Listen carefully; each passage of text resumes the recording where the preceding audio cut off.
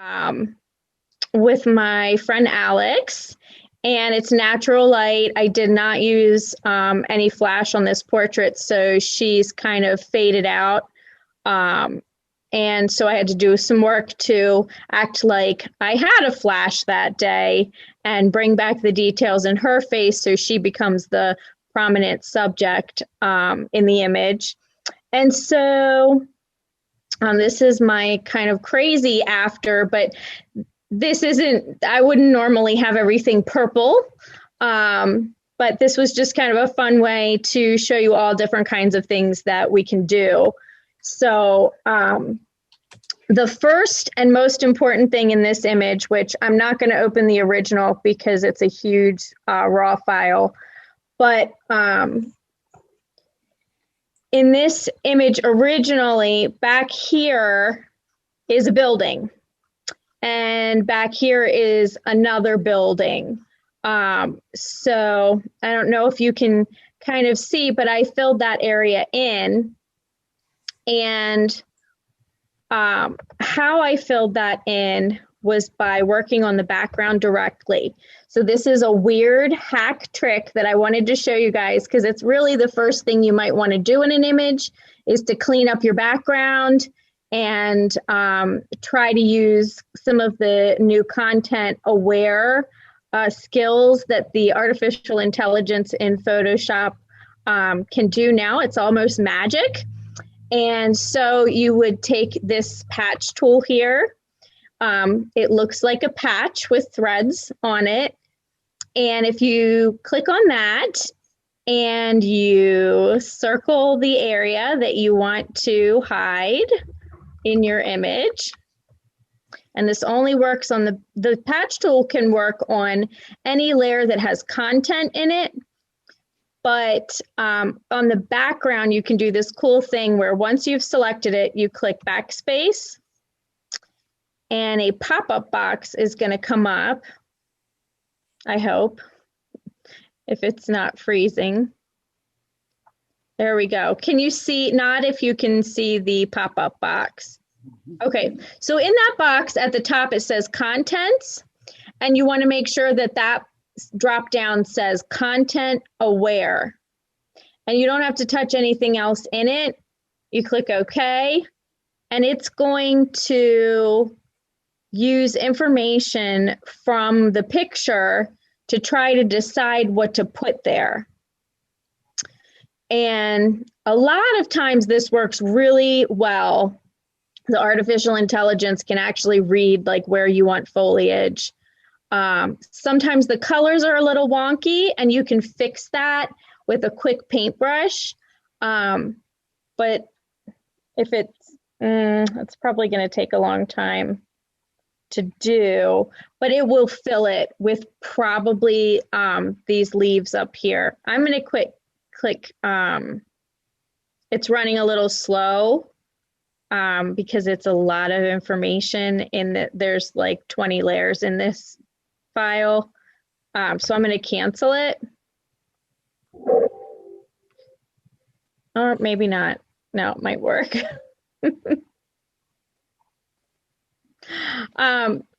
But oh, there. So it filled it with tree trunk. It actually did go ahead and fill it. It filled it with some of this tree trunk. It decided that that was a prominent texture in the document. And so it pulled from that. But a lot of times it actually works like magic and will pull foliage and different things. And usually it can differentiate your subject and not use your subject in it. So originally there were houses here. Now there are not houses here. And basically I just selected areas of foliage and let it go. If you want to do it manually without the content aware and the decisions of Facebook, you can use this patch tool, select your area, grab it, move it where you want to pull from, and oh, sorry, I have it on.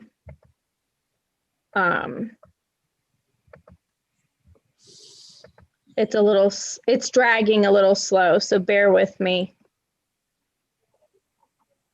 if you have it set on the wrong setting, it will move the area you copied somewhere else instead of filling it.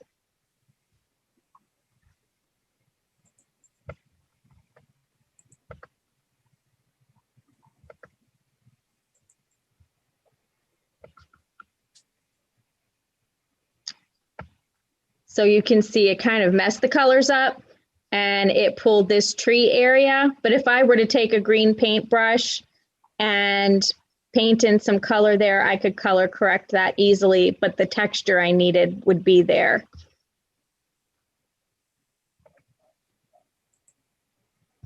So I'm going to undo that, and then I'm going to go ahead and show you my edits. You can set these panels up any way you want. I have like my own weird version of how I like to work.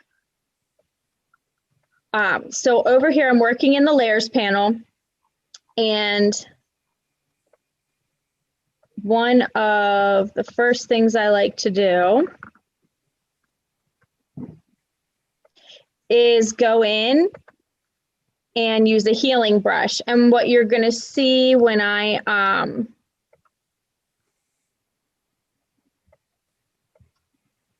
sorry, I want to take this selection back off. There we go.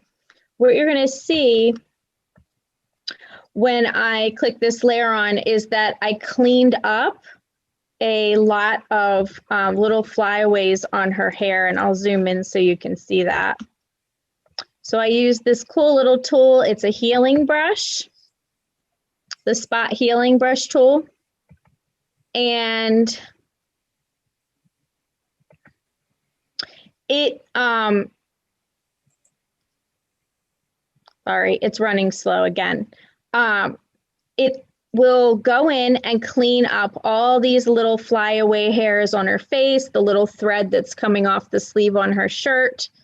And the important thing about this tool is it does not work well if you have the wrong size brush. So you really want to resize the size of your healing tool brush to the size of the strand of hair that you are trying to remove. Otherwise, it's going to leave like a big muddy patch there. So it's for really small, kind of tiny little adjustments where you're perfecting things. The patch tool is for big areas. The healing tool is for small details.